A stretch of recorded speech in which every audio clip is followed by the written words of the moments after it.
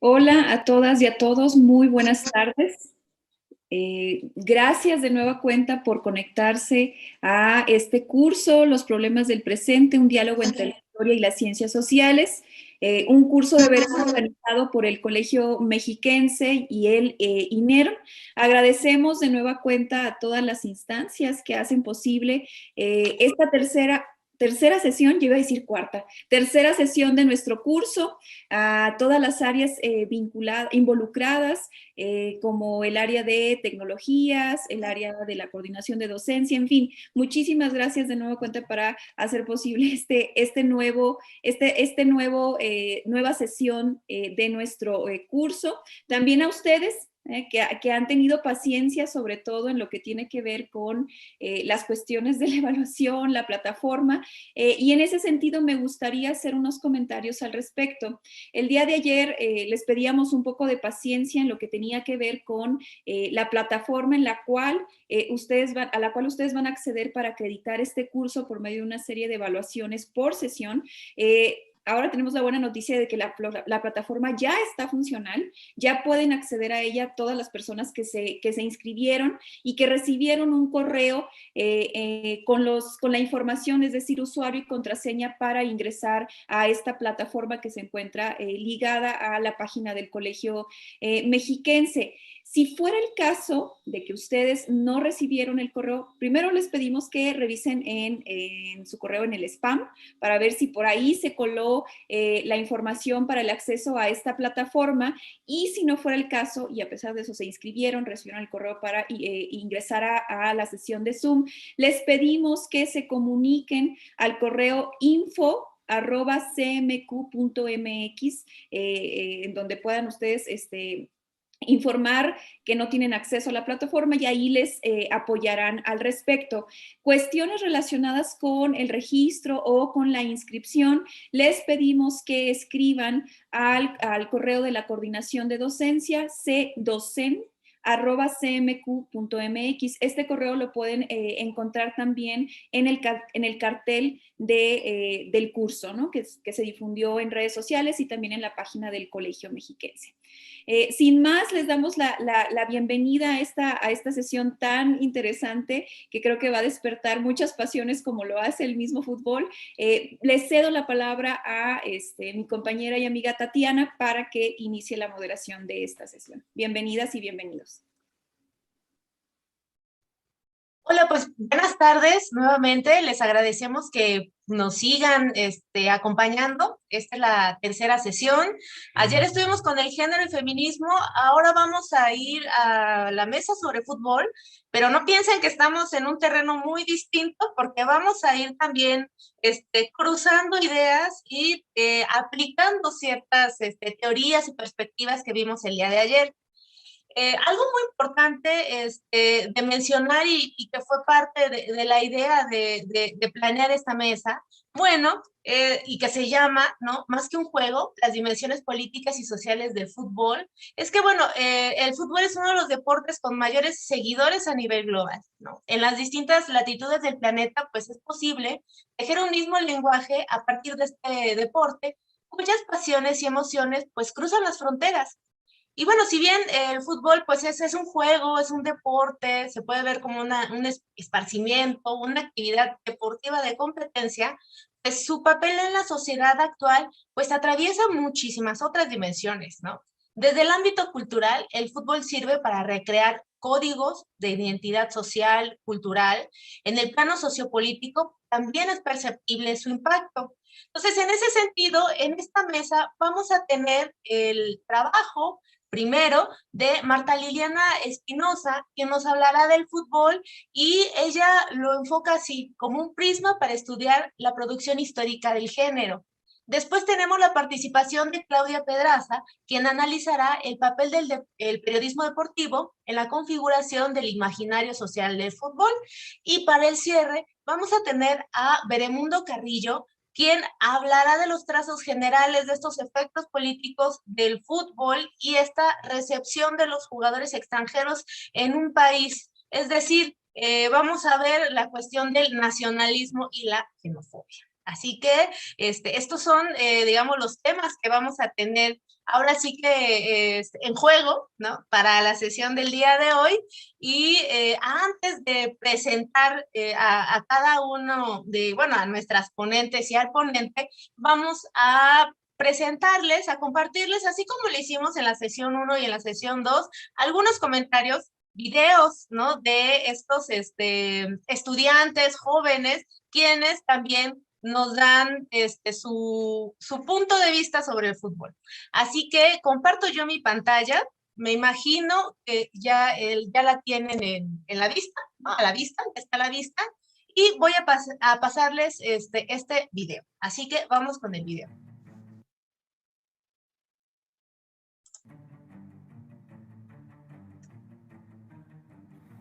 Hola, mi nombre es Vanessa y bueno, yo le voy al Pumas. La razón es porque soy universitaria. Nunca he ido a un estadio, pero de verdad me gustaría ir porque creo que es una experiencia que debería de tener pronto y bueno, espero que sea así.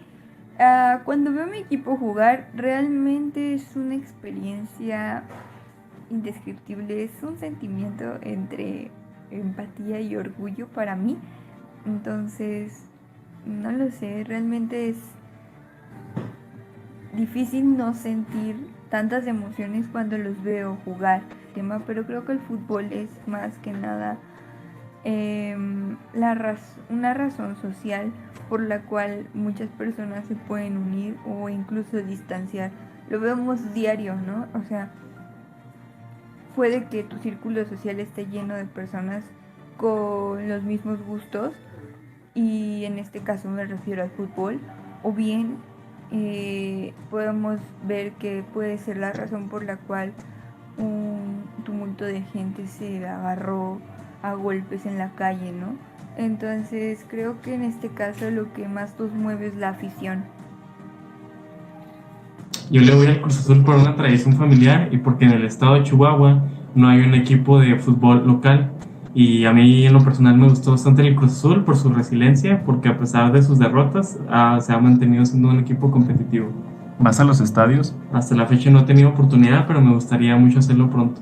¿Qué sientes cuando ves jugar a tu equipo? Pues siempre he sentido mucho nerviosismo porque no me había tocado conscientemente verlo ganar, y ahora que ha sido así, pues siento mucha alegría. ¿Crees que el fútbol tiene repercusiones en la vida política y social? Por supuesto, en este caso pues vimos socialmente que hubo muchísimas movilizaciones, más que incluso en otros movimientos sociales, lo que a mí me parece un poco desafortunado, pero donde más se ve esta importancia sociopolítica es en los torneos internacionales, sobre todo en el Mundial, donde no solamente son los jugadores los que llevan a cabo el partido, sino también los países que los representan, tiene un gran peso. Le voy a los Pumas. Desde niño en mi familia me inculcaron pues irle a los Pumas, no nada más por el equipo de fútbol, sino también por lo que representa la universidad. Aunque años después, ya conforme crecí, me di cuenta que el equipo no necesariamente representa a la universidad, porque más bien es una empresa que no necesariamente rinde cuentas, pero yo de todas formas sigo con esa afición. Sí voy a los estadios, sobre todo iba más de niño, y en la adolescencia iba prácticamente cada 15 días a CU. Después ya he tenido menos tiempo, pero siempre que hay algún partido importante, por ejemplo un Pumas América o algún partido así, yo hago el esfuerzo para ir, ¿no?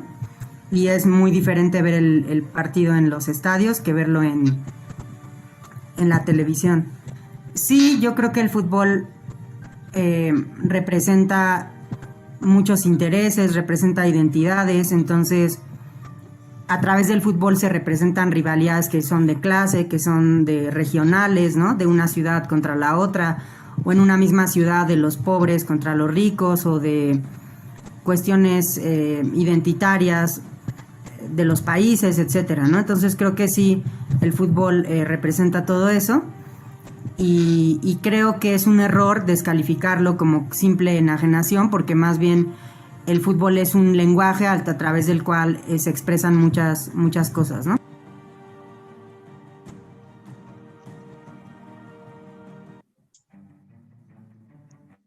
Bueno, pues ese es el video que les preparamos un poco para ir abriendo el tema. Y pues ahora es momento de comenzar la mesa del día de hoy. Les había comentado en el orden de que escucharemos a la doctora Marta Liliana Espinosa, a la doctora Claudia Pedraza y cerramos con el doctor Veremundo Carrillo. Y está también con nosotros y les saludamos con nosotros. Entonces, bueno, vamos a empezar con Marta Liliana. Menciono muy breve su síntesis curricular. Ella es candidata a doctora en Historia en Duke University. Realizó sus estudios de maestría en Estudios de Género por el Colegio de México y en Comunicación y Periodismo por la UNAM. Actualmente, ella investiga la historia de la planificación familiar y la experimentación con tecnologías contraceptivas en México durante la Guerra Fría. Y bueno, pues le damos la palabra a Marta Liliana y le agradecemos muchísimo que haya aceptado esta invitación y que pues esté con nosotros y conectada desde bastante más lejos. Así que muchas gracias, Marta Liliana. Muchas gracias, Tatiana, por esta presentación tan encantadora. Y es un placer para mí poder estar con Claudia y Veremundo, colegas que admiro mucho, de los que he aprendido también muchísimo. Y bueno, hoy también les voy a hablar un montón sobre género y feminismo. Ya ustedes estuvieron discutiendo mucho ayer, pero ya también les voy a contar un poco más. Espero no ser muy repetitiva. Y bueno, voy a compartir mi pantalla.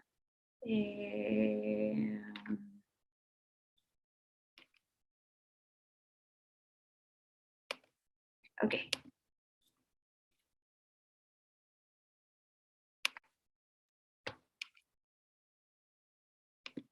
Ok, perfecto. Bueno, muy brevemente espero que me apegue a los 15 minutos. Si puedes, por favor, avisarme, Tatiana, si me estoy pasando. Bueno, quiero empezar por explicar mis objetivos con esta presentación. El primero es que quiero explicar por qué el fútbol es una arena privilegiada para entender la construcción del género o la construcción de los significados, el conocimiento sobre la diferencia sexual. Y en segundo, quiero hablarles un poco sobre el trabajo que yo he hecho al respecto y cómo yo lo he usado. Yo he usado el fútbol para analizar precisamente eso, la producción histórica del género. Para ello uso el estudio de caso del segundo campeonato mundial de fútbol femenil que se llevó a cabo en México en 1971 y con el cual estoy aún familiarizada. No sé si hayan escuchado al respecto, pero si no, es algo sumamente fascinante. Entonces, solo para explicar un poco sobre los fundamentos conceptuales desde los que vengo y también cuál es esta triada entre género, historia y fútbol. Bueno, primero que nada, el género, entendido como este conocimiento sobre la diferencia sexual, es yo como historiadora lo uso también como una categoría relacional y contingente. Esto quiere decir que no está determinado, las definiciones sobre lo masculino, lo femenino, no están dados, no son universales, sino que están produciéndose y reproduciéndose constantemente y dependen del momento histórico del que estemos hablando, del contexto del que estamos hablando. Y este es el poder de la historia, que permite desesencializar eso que nos hacen creer que ha estado ahí siempre y que no ha cambiado, que está fijo. La historia nos permite desnaturalizar y cuando usamos al género como una pregunta de análisis para la historia, podemos descubrir muchísimo sobre cómo los cambios, persistencias, retrocesos, transgresiones, sobre lo que significa ser hombre y sobre lo que significa ser mujer, y también cómo estas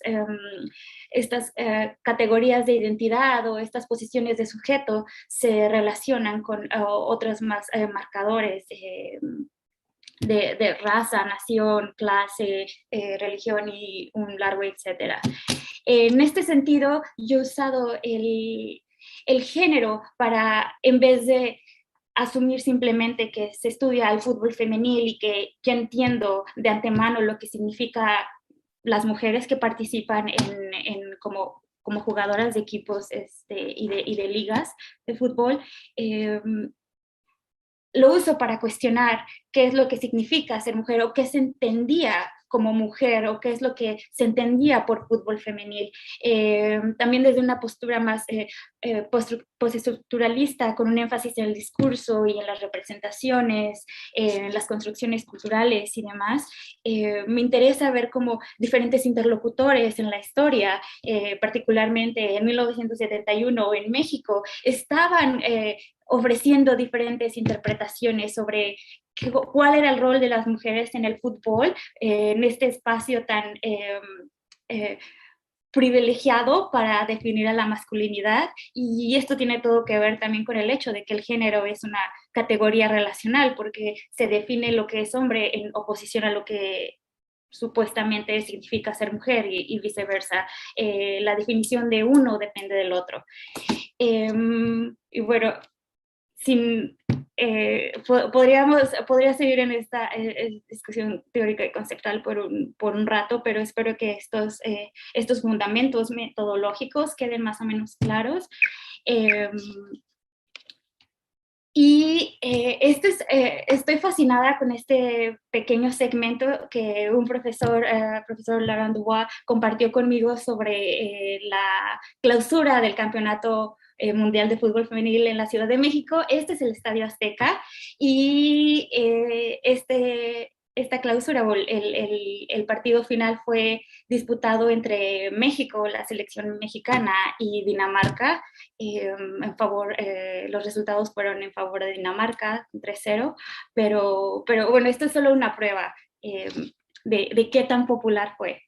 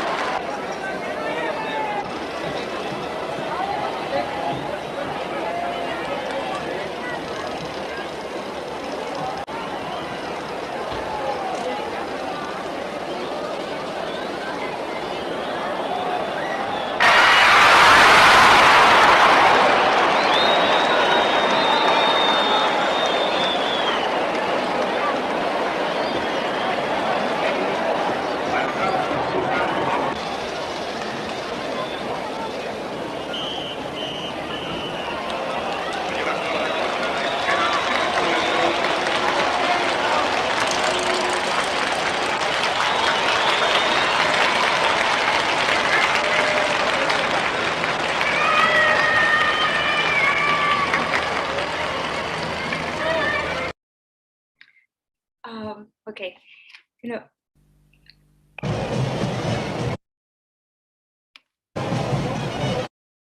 Ok. Bueno, si pudieron notar, el Estadio Azteca está abarrotado, lo cual me parece increíble, más en vista de que en la memoria colectiva hay muy pocos vestigios sobre el éxito, el rotundo éxito que fue este campeonato mundial, que se organizó al margen de la FIFA, también porque obviamente fue hasta el 91 que fue reconocido el fútbol femenil y que ocurrió el primer campeonato, pero bueno, este torneo también se disputó se realizó en las ciudades de Guadalajara y Ciudad de México, los dos compartieron la sede. La primera versión fue en el 70 en Italia, en Turín, Italia, y la segunda en México. Después ya no sé, por circunstancias que están fuera de mi conocimiento, ya no se hicieron otras versiones del campeonato, pero lo que es interesante es que hasta el momento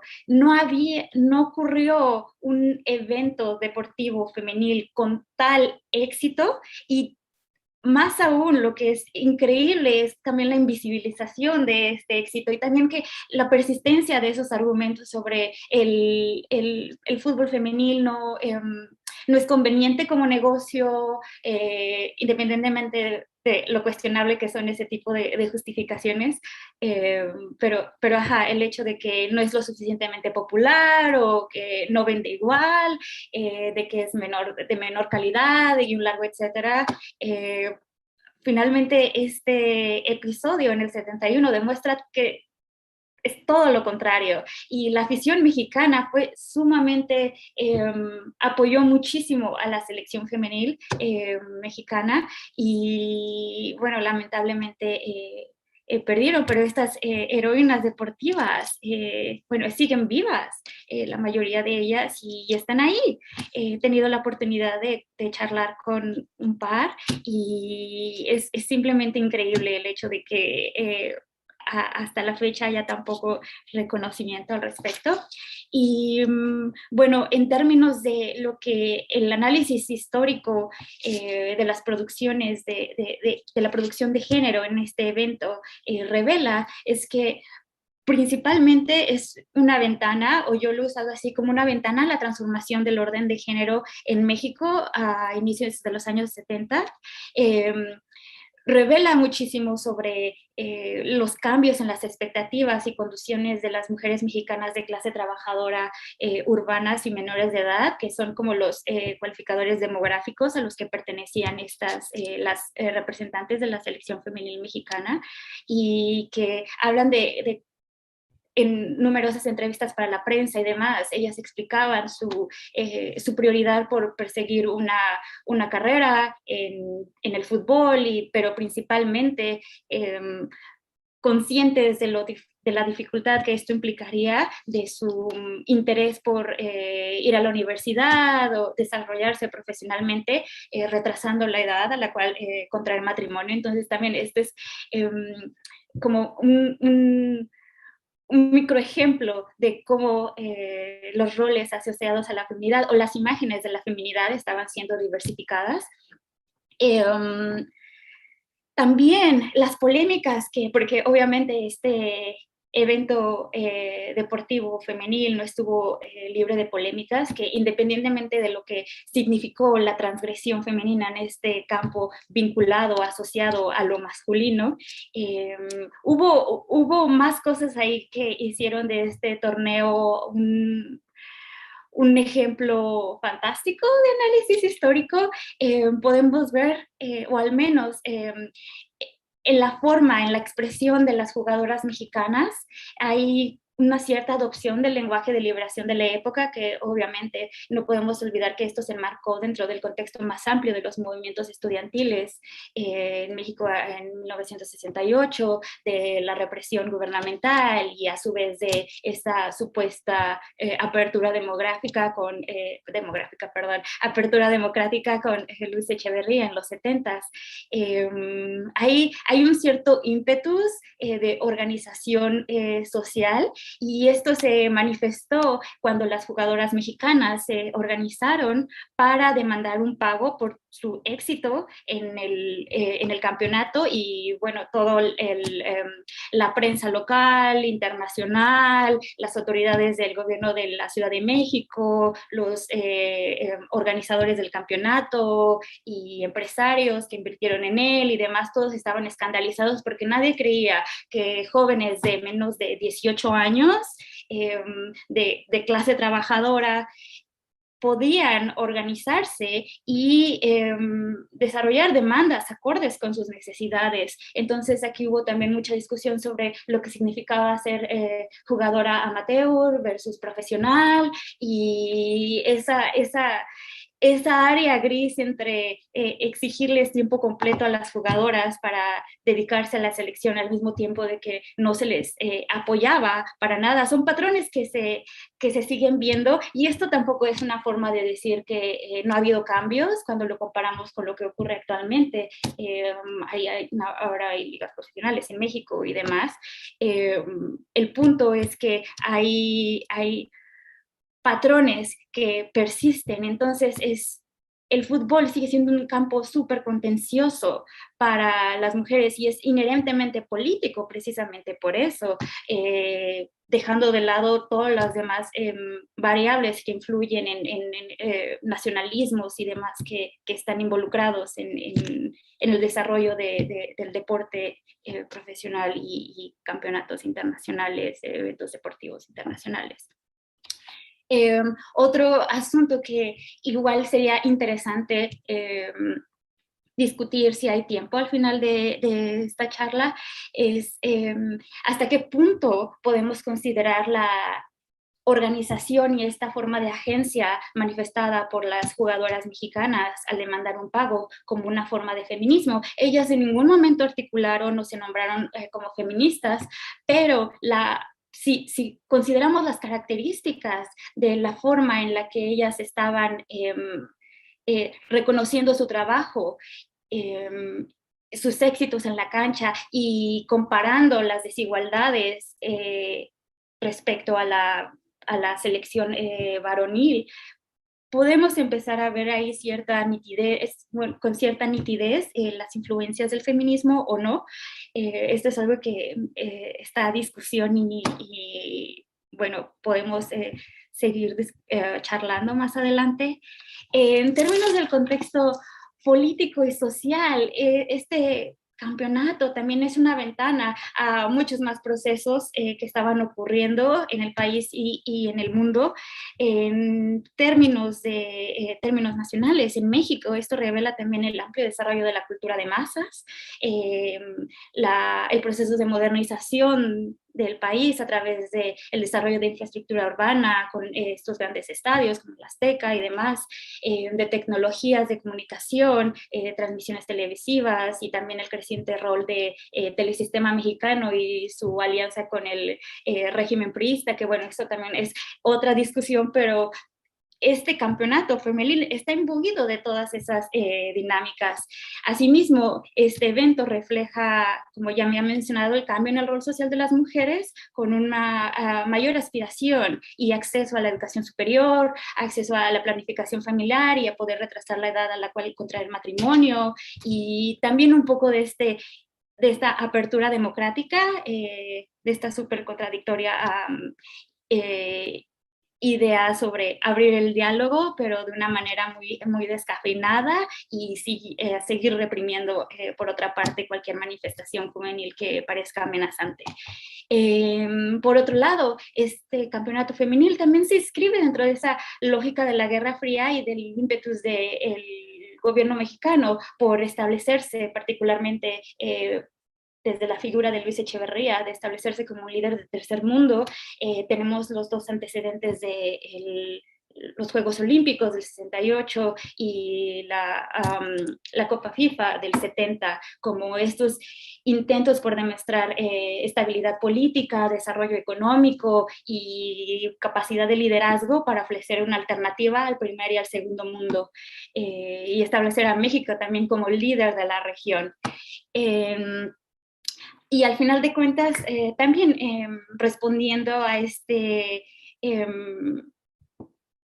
deseo por celebrar la juventud y virtud atlética, como ya había dicho, de una manera más controlada y descafeinada, en oposición a los movimientos sociales, liderados por muchos casos jóvenes o seguidos por jóvenes, que resultaban muchísimo más amenazantes en aquel momento histórico. Y pues bueno, regresando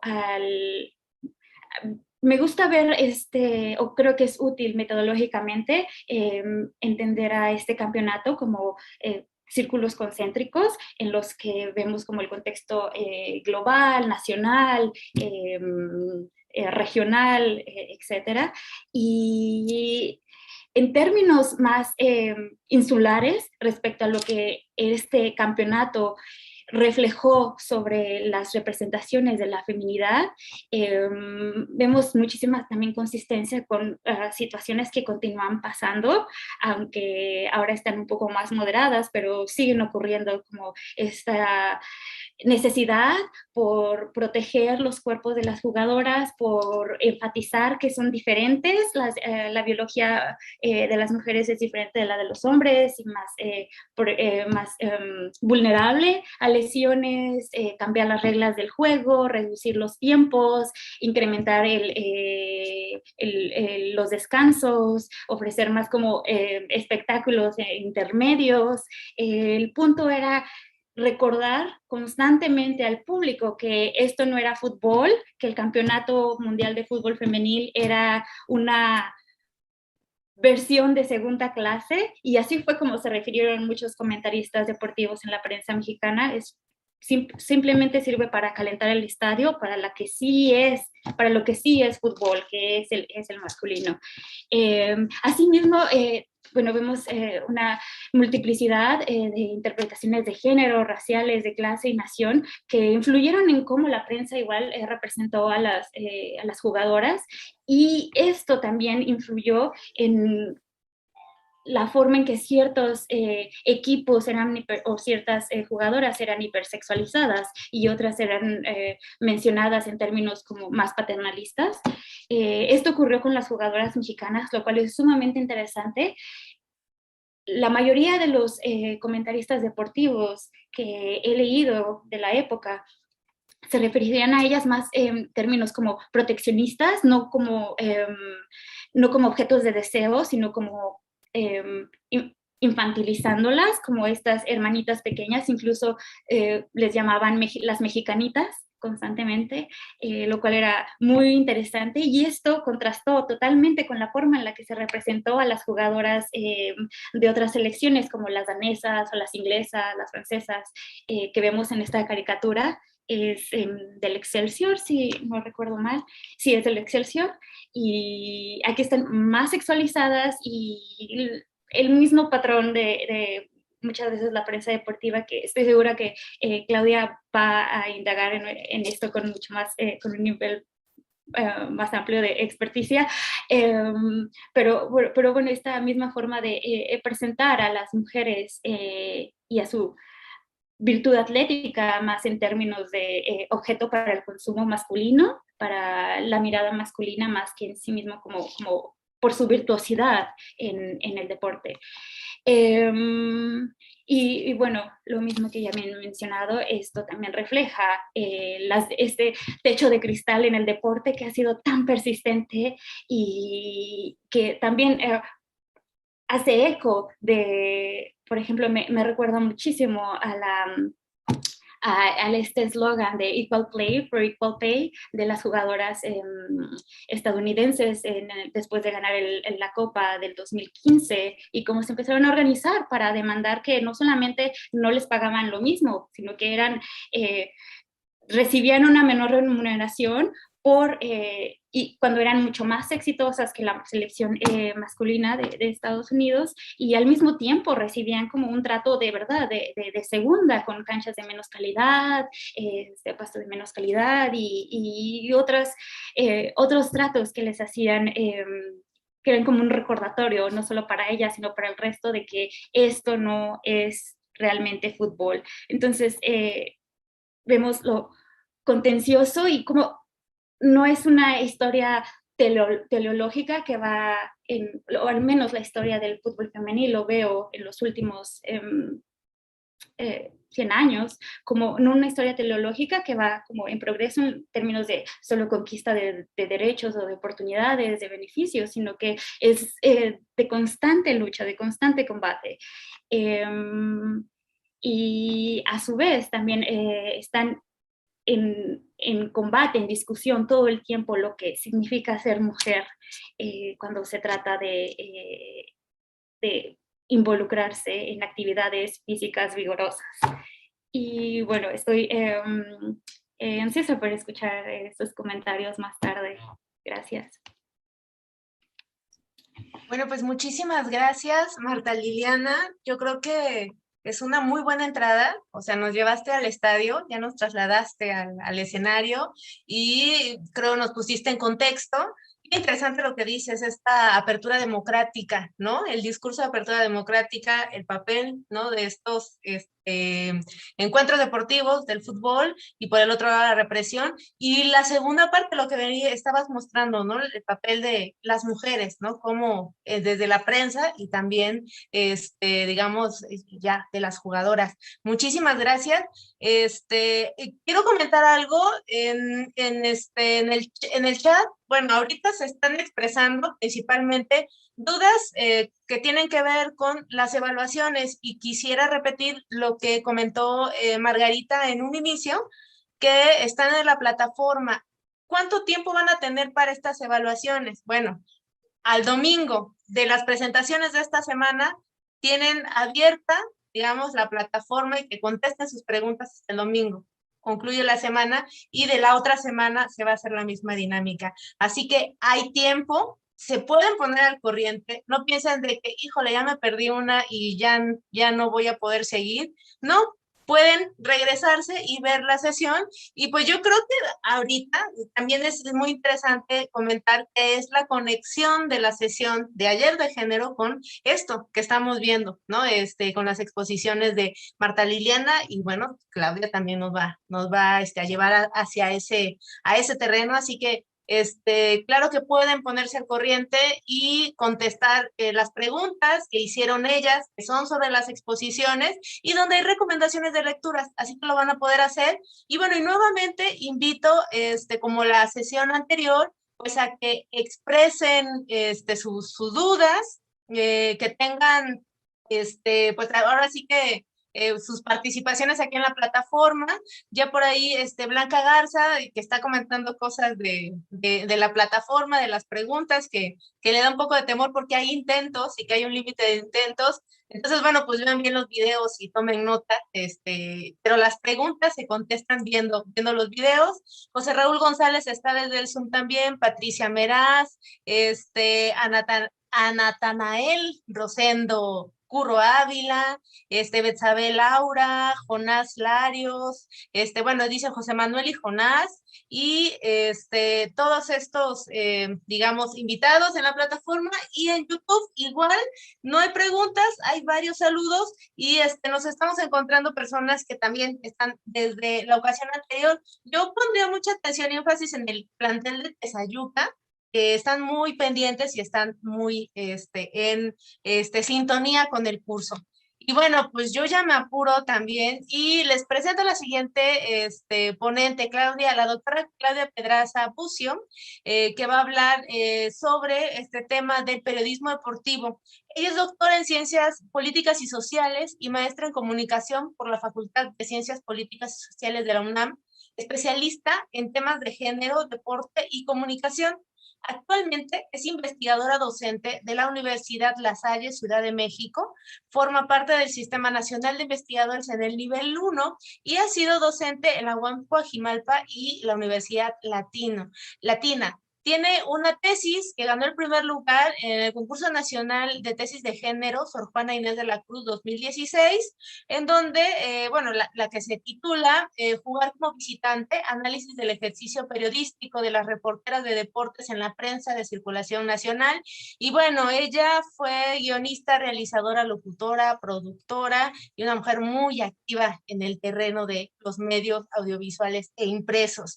Bueno, Claudia, pues te doy la palabra y pues te escuchamos con mucha atención y pues gracias por estar aquí participando con nosotros. Adelante. Al contrario, muchas gracias por la invitación. Me da mucho gusto estar pues hoy compartiendo tanto con Liliana como con Benemundo y bueno, pues esto, la admiración es yo creo que mutua. Coincido en este planteamiento que hace Marta Liliana respecto del deporte como un espacio donde se construye y se reproduce el género. Y bueno, además me gusta mucho que haya iniciado con, y que ella haya traído el tema de la Copa Mundial, porque pues este año se cumplen 50 años, ¿no? 50 años de fútbol femenil en México. Y parecería que es muy reciente, ¿no? Parecería que el fútbol femenil empezó con la liga hace 5 años, pero pues esto, la historia que se rescata gracias a estas indagaciones y gracias a que quedó registrada precisamente en medios de comunicación que cubrieron ese mundial, pues nos permite hoy saber que no es cierto, ¿no? Que el fútbol femenil en este país tiene 50 años y que efectivamente al acercarnos a este evento deportivo, podemos dar cuenta también de la historia y la situación que en ese momento tenían las mujeres en nuestro país, de la forma en la que eran vistas, de la forma que los medios las veían y de los derechos, oportunidades, accesos que en ese momento contaban, ¿no? Y en ese sentido, pues bueno, creo que esto me da justamente para plantear lo que yo bien voy a compartirles, que es el papel de la prensa. Si no hubiera existido registro de los diarios de este mundial, con la mirada sesgada, con la mirada que en ese entonces se tenía, no hubiéramos sabido de ese mundial. Porque, pues en otros registros históricos, como bien decía Marta Liliana, no existe nada al respecto de el Mundial de 70, el Mundial de 71 aquí en México. Y pues en ese sentido es que rescato este papel que tiene la prensa deportiva, ¿no? Que pues, en el día a día lo que hace es resignificar estas acciones, los personajes, los jugadores y todo aquello que ocurre en el deporte. Mucho de lo que sabemos, conocemos, admiramos del deporte pasa por los medios de comunicación. Mucho de lo que sentimos, mucho de lo que creemos, mucho de lo que criticamos del deporte pasa por estas narrativas que es de la prensa, la radio, la televisión, ahora las redes sociales y los medios digitales, hacen de los acontecimientos deportivos, pero no solamente de los acontecimientos deportivos, sino de todo lo que ocurre alrededor del deporte. Y es ahí, en este escenario de los medios, donde se adquieren significados que no están en el juego, ¿no? Que están por encima, que están añadidos, que dependen del contexto cultural. Y entonces, bueno, acá yo les presento algunas portadas de cosas que son tan simples como una derrota, ¿no? O un gol, pero que a través de estas narrativas de los medios se convierten en algo más, se convierten en un escándalo, se convierten en un drama, se convierten en una deshonra. Y esto, algo que pasa en la cancha, dependiendo de las miradas desde las cuales se recuperan en las redacciones deportivas, puede terminar siendo otra cosa. Ustedes recuerdan esto que ocurrió ahí en la cancha y que sumamente, digamos, grave en términos de lo deportivo, pero que en los medios se convertía en otra cosa. Se convertía en una descripción acerca de un jugador, se convertía en una estigmatización acerca de un jugador de una nacionalidad, se convertía en un escándalo, ¿no? Y esto es lo que hacen los medios de comunicación. Nos hablan del juego, nos hablan de quién juega, nos hablan de quién organiza el juego, añadiéndole estos significados que hacen precisamente que para nosotros esto sea un espectáculo y no nada más en términos de lo deportivo.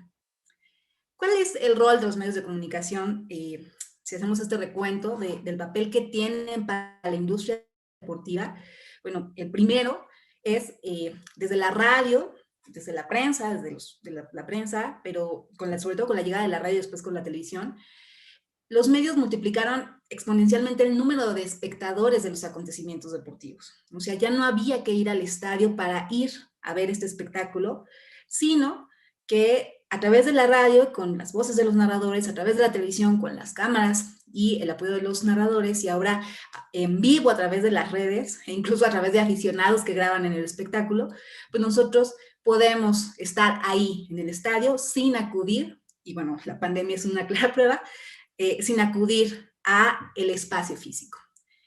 Además, al hacer esto, al multiplicar exponencialmente el número de espectadores, pues también han contribuido a que transmitir el deporte pues sea un negocio, ¿no? Y entonces con la compra de derechos de transmisión financian el espectáculo deportivo.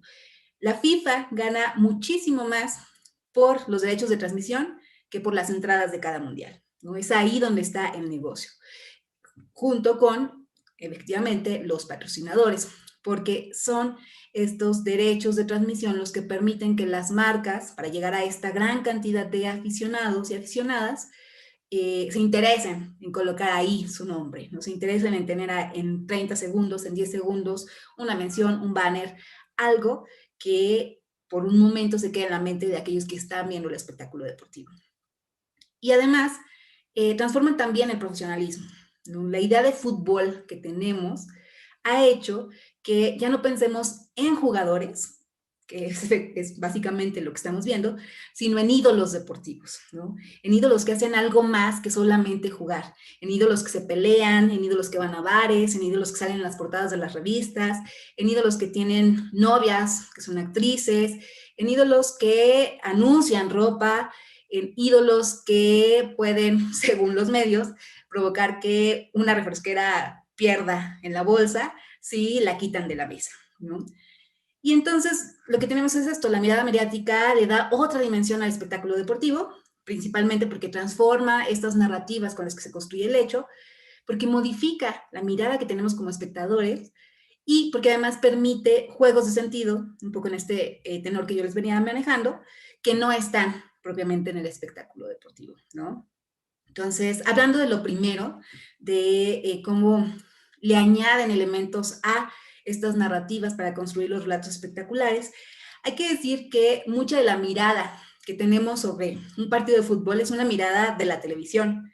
Estamos acostumbrados a la repetición, a la toma cerrada, a ahora cada vez más con las tecnologías, a que nos digan a qué velocidad fue el tiro, qué distancia, nos lo repiten con animaciones, tenemos las cámaras que están en vista, digamos, con los drones que nos permiten tener la visión de todo el estadio. Y eso es algo que cuando acudimos al estadio no está, ¿no?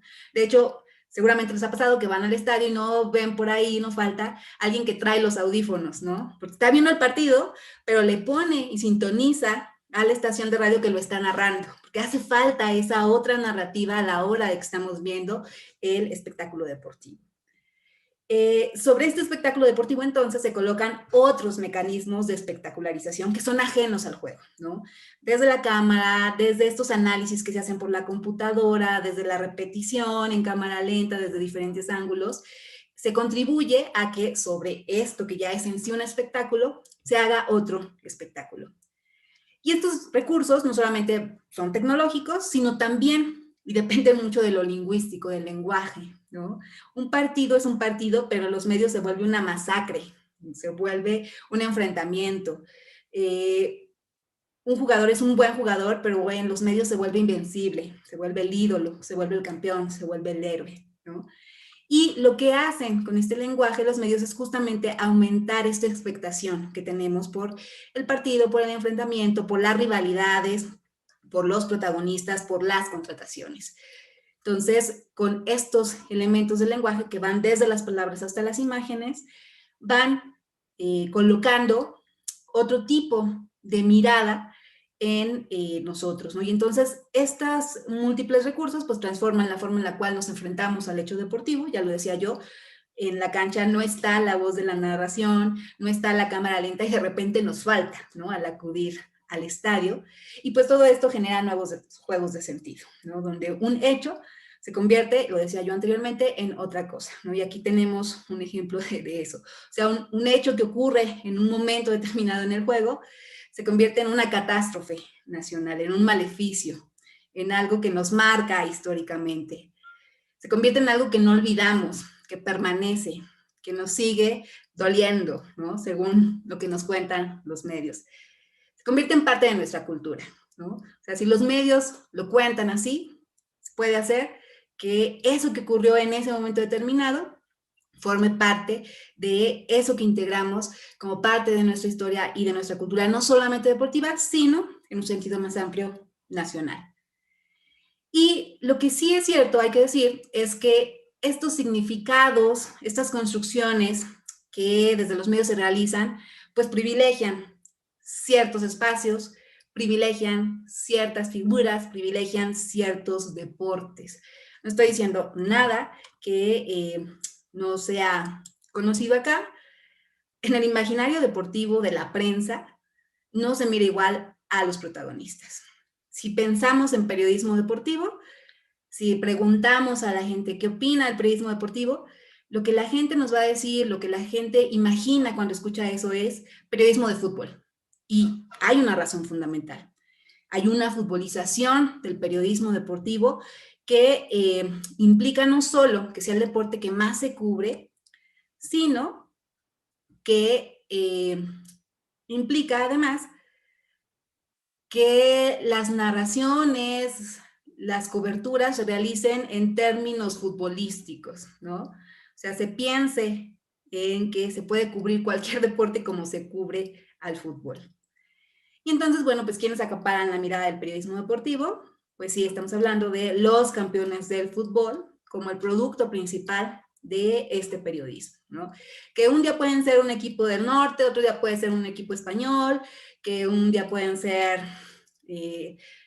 Barcelona, otro día puede ser el Real Madrid. O sea, los adjetivos con los cuales se nos cuenta quiénes protagonizan el deporte con mayúsculas son los mismos, se refieren a estas narrativas de heroicidad, a estas narrativas de arrojo, de valentía, que convierten a esos protagonistas en el foco del periodismo, ¿no? Y bueno, yo les decía esto, o sea, tiene razón, efectivamente gran parte de lo que aparece publicado en los medios es fútbol y, aquí haríamos la acotación, fútbol varonil. Por lo menos en México tiene muy poco que el fútbol femenil ocupa un espacio constante dentro de los medios nacionales, y ni siquiera estoy hablando del surgimiento de la liga, porque cuando empezó la liga, cubrían ahí de repente una nota a la semana, dando todos los partidos, los resultados y demás. Y las transacciones, las pretemporadas, los cambios no aparecían en los medios de comunicación. Es por lo menos de 3 años para acá que diariamente por lo menos podemos encontrar en los espacios radiofónicos televisivos de la prensa notas de fútbol femenil.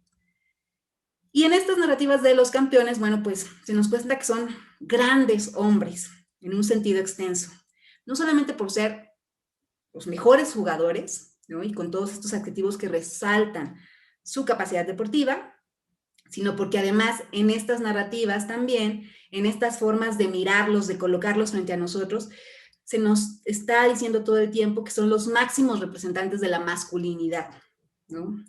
Y cuando decimos esto, nos referimos a que lo que impera en estos discursos de los medios es la idea de que lo valioso en el deporte, lo valioso en el fútbol, está asociado a la idea de lo masculino.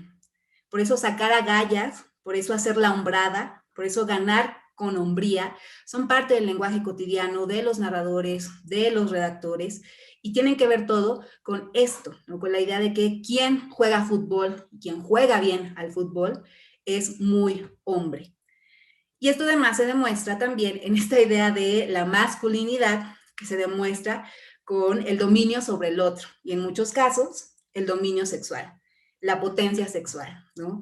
Es parte de no solamente la narrativa de los medios, sino la narrativa de todos los espacios del fútbol. O sea, el que gana es el papá, ¿no? Y hay un montón de porras que lo dicen, ¿no? El que pierde, ya tenemos también un montón de porras del América, de los Pumas, que resaltan cuál es el papel del perdedor, feminizándolo, homosexualizándolo, y todavía nos atrevemos por ahí como afición a decir que no, que el grito no es homofóbico, cuando todos los espacios nos dicen que efectivamente ahí está la idea de la homofobia. Y además con narrativas que también desde los medios vuelven a colocar a estos jugadores como jugadores que tienen a su disposición a las mujeres, ¿no? Y que celebran cuando esto ocurre, sobre todo si estas mujeres son las representantes de esos modelos de feminidad que nos han impuesto. Y entonces, bueno, ¿cuál es el papel, el lugar que ocupan las mujeres en este imaginario? No hay que buscarle mucho. En las recuperaciones, representaciones, en las publicaciones que se hacen desde los medios del deporte femenil, sigue imperando este sesgo de género que o las invisibiliza o las hace ser miradas excesivamente, ¿no? Porque las campeonas no se nombran, o sea, las campeonas no aparecen como heroínas, no aparecen como campeonas, aparecen como mujeres, como una mujer, como la novia, como alguien que está ahí en relación a un varón. Y no se nombran, pero sí son vistas, sí son colocadas en imágenes que las sexualizan de forma constante y donde lo que pasa a segundo término es su poderío como deportistas. Gran parte de las narrativas que podemos encontrar todavía en los medios hacen hincapié en aspectos que no tienen nada que ver con la capacidad de jugar fútbol que tienen las jugadoras, ¿no? Y se habla de su físico, se habla de si son sexys, de sus bailes, y las imágenes las muestran en esa forma.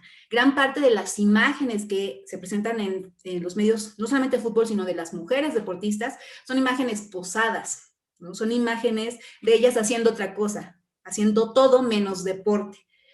Y esto se aplica, esta mirada sexualizada se aplica a todas las mujeres que se relacionan con el espacio deportivo, no solamente a las deportistas, sino a las árbitras, a las entrenadoras, a las periodistas, a las esposas e hijas de los futbolistas, a las aficionadas. Si las mujeres aparecen en los medios, sí pueden ser sexualizadas para la mirada de quien se supone es la afición del periodismo deportivo, que son, desde la lógica de los medios, otra vez, únicamente y exclusivamente varones y varones heterosexuales, ¿no? Y esto fomenta incluso narrativas que normalizan violencias de género, como esta desafortunada portada que alguna vez un diario mexicano publicó, donde esto se hablaba de una joven menor de edad que había alcanzado justo la mayoría y que entonces decían ya es cancha reglamentaria, porque antes de eso, esta idea de que no se pueden tocar aunque quieras, ¿no? Porque si no, pues te pueden meter a la cárcel. Y era la hija de un futbolista. Entonces, con todas estas narrativas lo que se hace es expropiar los imaginarios de poder del deporte femenino. Porque si a mí me dicen, Mónica Ocampo anota un triplete, y no está toda esta idea de la campeona, la héroe, la invencible, que veíamos en portadas atrás que yo les presentaba, pues entonces parece que no es tan espectacular lo que está haciendo, aunque haya metido 3 goles en un partido, ¿no? O Club Tigres Femenil gana bicampeonato, ¿no? Cuando, si esto lo hubiera hecho el equipo varonil, pues hubiera sido otro el titular, hablando de que son invencibles, que tienen garra, que nadie los domina, en fin, con narrativas donde se resalta este poder. Afortunadamente esto está empezando a cambiar, ¿no? Y en este año en particular, por lo menos tiene un año que los diferentes medios de comunicación han empezado a nombrar a las mujeres deportistas, y en especial a las mujeres futbolistas, con estas narrativas de poder, porque era necesario y porque, hay que decirlo, muchas otras mujeres periodistas lo han impulsado, porque si bien los grandes medios siguen teniendo estos sesgos, desde la periferia del periodismo, y hablo de la periferia porque no están en la mirada central, hay muchas iniciativas, tengo que decirlo, hechas por mujeres jóvenes periodistas que dijeron, yo no me voy a pelear con los señores que se sientan a discutir qué opinan del fútbol, yo voy a generar mi medio independiente para hablar de deporte femenil y gracias a esos esfuerzos como campeonas, futboleras, diosas olímpicas, pamboleras, dale vuelta a ellas en el deporte y se me van muchos porque hay muchos, insistiendo justamente en que es posible hacer otro periodismo desde otra mirada. Y cerraría con esto, ¿por qué hay que insistir en esto? ¿No? ¿Por qué necesitamos insistir que el periodismo deportivo cambie la mirada, no solamente para mirar a las mujeres, sino para mirar a otros y otras protagonistas del deporte? Porque esto es algo que se ha dicho mucho desde la comunicación, lo que no se nombra no existe. Y si no existen los medios, para el imaginario del público parecería que entonces no ocurrió, como pasó con el Mundial de 70, ¿no? Necesitamos que existan otros referentes del deporte para la afición, que no solamente se trate de ciertas mujeres, sino de la diversidad de mujeres que juegan al fútbol en este planeta y que no son nada más la selección femenil de Estados Unidos, que por cierto juega con México, sino muchísimas otras mujeres a las cuales les está cambiando la vida gracias al fútbol. Pero también que se hable de otros hombres, porque no todos los hombres que juegan al fútbol y los protagonistas del fútbol y las historias interesantes del fútbol encarnan en Messi y en Ronaldo, ¿no? O sea, tenemos masculinidades que están muy alejadas de esta idea de el jugador como el gran hombre, pero donde también hay historias valiosas. Y entonces el periodismo deportivo, por más que sea parte de una vertiente empresarial, también tiene una responsabilidad social que es justo dar cuenta de la diversidad de quienes practican el deporte. Y solo eso es lo que hará que estos imaginarios se amplíen. Bueno, pues muchísimas gracias, Claudia. Aplauso muy claro y gracias por llevarnos por este camino, llevarnos de la mano, yo creo, ¿no? Desde esta mirada mediática de cómo se construye hasta, pues, estos roles de género, que era lo que hablábamos en la sesión del día de ayer. Te lo agradezco un montón, creo que se van engarzando, ¿no? Los temas y las participaciones de lo que dijo Marta Liliana, lo que va contigo y la sesión anterior. Y bueno, invito a quienes están en los chats que pues hagan preguntas, que aprovechen, que está aquí Claudia, que está Marta Liliana. Ya empezaron a hacer unas preguntas. Aquí en YouTube lanzaron una que ahorita les voy a decir, pero todavía falta una participación. Y en ese sentido, pues vamos con el doctor Beremundo Carrillo Reveles, quien es doctor en Historia por el Colegio de México, está especializado en Historia Política e Internacional. Su tesis doctoral, México en la Unión de las Repúblicas Americanas, el Panamericanismo y la Política Exterior Mexicana, 1889-1942, obtuvo el premio Genaro Estrada de la Secretaría de Relaciones Exteriores, a mejor tesis de doctorado también del Instituto Panamericano de Historia, y una mención honorífica en el premio Francisco Javier Clavijero de Lina. Actualmente, él es director del área de servicios históricos del Instituto Nacional de Estudios Históricos de las Revoluciones de México, que por cierto, pues agradecemos que ha sido acompañante, promotor y soporte para poder hacer este curso. Él es también candidato investigador del Sistema Nacional de Investigadores, y bueno, él es de la Universidad Autónoma de Zacatecas, de la licenciatura en Historia, y bueno, tiene estudios en España y también estancias fuera de México, en Estados Unidos, y pues una larga trayectoria, y pues ahora es el turno de escuchar al doctor Beremundo Carrillo, para que pues sigamos aprendiendo. La verdad estamos aprendiendo un montón sobre el fútbol y les agradezco mucho también, bueno, la participación de todas y de Beremundo, que también está aquí con nosotros. Adelante. Hola, ¿qué tal? Buenas tardes a todas y a todos. Es un gusto estar con ustedes esta tarde. Estoy muy entusiasmado de compartir la mesa con Claudia, con Liliana. Acabo de escuchar sus participaciones y justo como comentaba Tatiana, me parece que van ligadas, ¿no? al tema que vamos a desarrollar hoy, ¿no?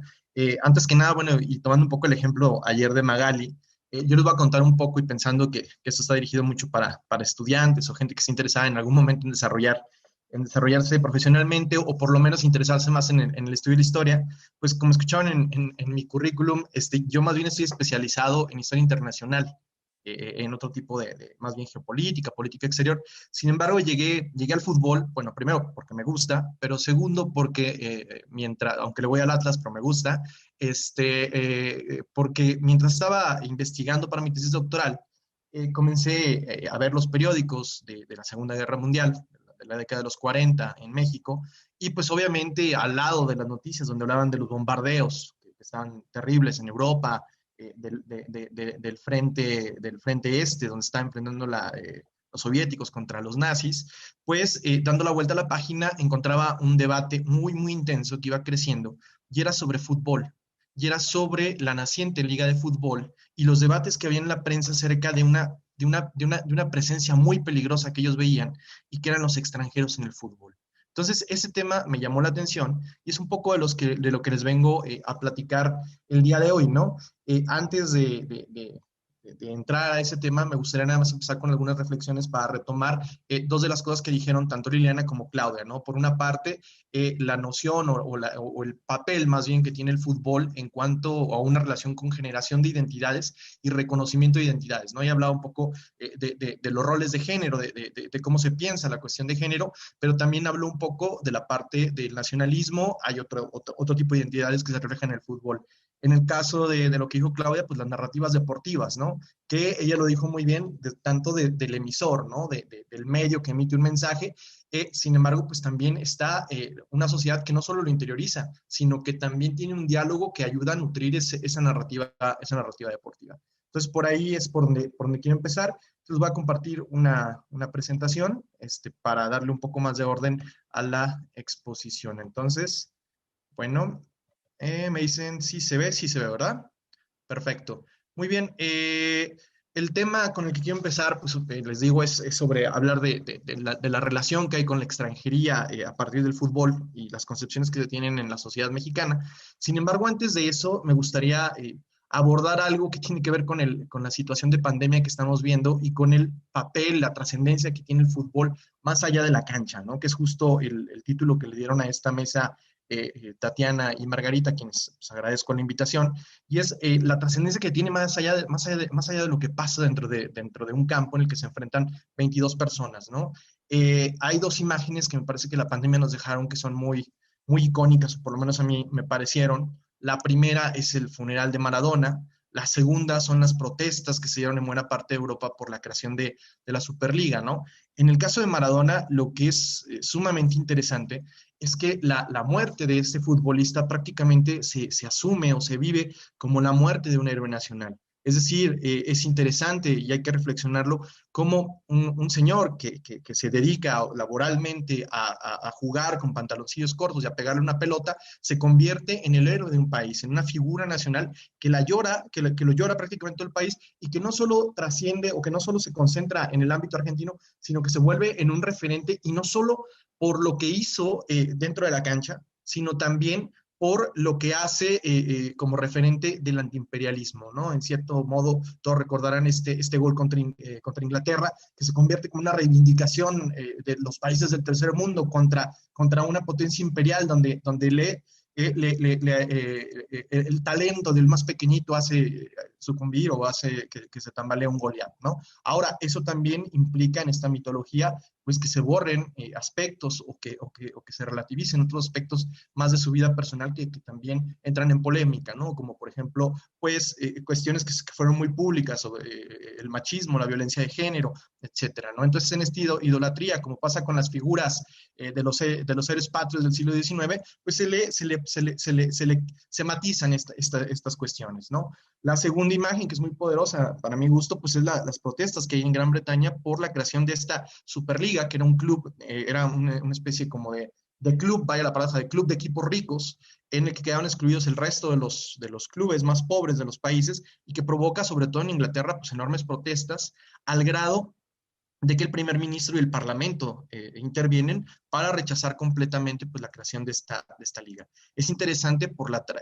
el peso que tiene que una protesta futbolística alcance ese nivel en un momento en el que además Inglaterra está viviendo la pandemia al igual que el resto del mundo, pero además está viviendo un proceso muy intenso de separarse de la Unión Europea o de vivir esta cuestión de establecer una nueva relación, ¿no? Entonces, me gusta esta fotografía y la pongo aquí porque son los aficionados que dicen el fútbol nos pertenece a nosotros, no a ustedes, ¿no? Y es este enfrentamiento que hay con los dueños del balón, con los empresarios, que también es importante y no hay que olvidarlo, ¿no? Generalmente hablamos sobre todo del fútbol pensando en los grandes empresarios, en los intereses estatales, pero también hay colectivos que se apropian, que resignifican y que tienen agencia, ¿no? Que es muy importante y que para ellos el fútbol, el irle a un club, tiene un significado propio, ¿no? Y en el caso de una selección nacional también, ¿no? Como bien lo decía Claudia, hay narrativas de la prensa que contribuyen a crear una idea sobre el género, pero también sobre la nación, pero también hay un público que resignifica esto, lo adopta y que también presiona que esas narrativas sigan esa tendencia, ¿no? Entonces, bueno, estas dos imágenes me parece que es importante para hablar acerca de esto, ¿no? Yo les pongo aquí rápidamente, como soy historiador y tenemos esta tendencia, hablaré rapidísimamente de una propuesta de etapas del fútbol que yo lo desarrollaría en otro momento, pero que me pareció importante, ¿no?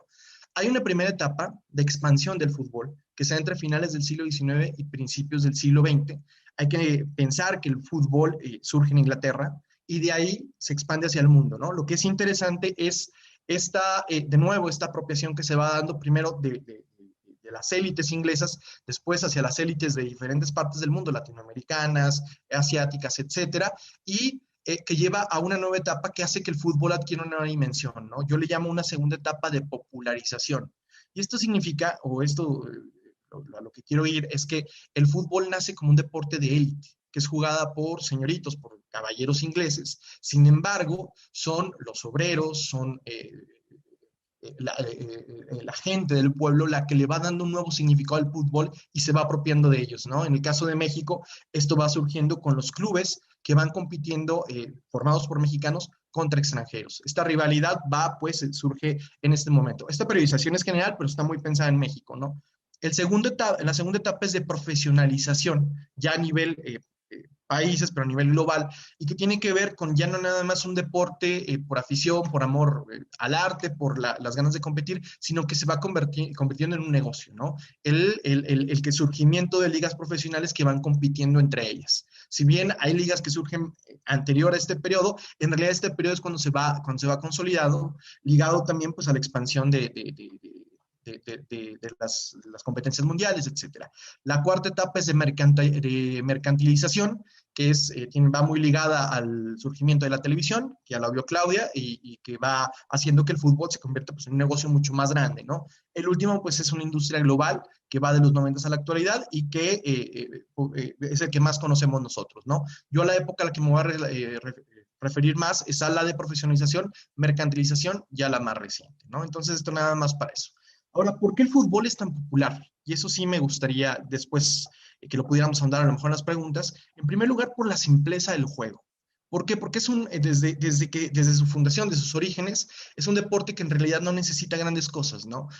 Son comunes las imágenes, por ejemplo, de niños en Asia o de niños en Sudamérica que hacen un balón con calcetines y juegan con 4 piedras y puede ser 1 contra 1, 2 contra 2, 3 contra 3. A diferencia de otros deportes que necesitan más implementos, el fútbol es bastante simple. El segundo lugar, y es hacia donde voy, es la trascendencia que va adquiriendo como un ritual comunitario. Esto se convierte el fútbol en una arena pública, en un espacio público en el que se concentra la comunidad, ya sea el pueblo, ya sea el barrio, ya sea la ciudad, ya sea la nación, si ustedes lo quieren ver, pero que hace que se vayan volcando sobre una cancha muchísimas de las tensiones que existen en otros ámbitos de la vida social.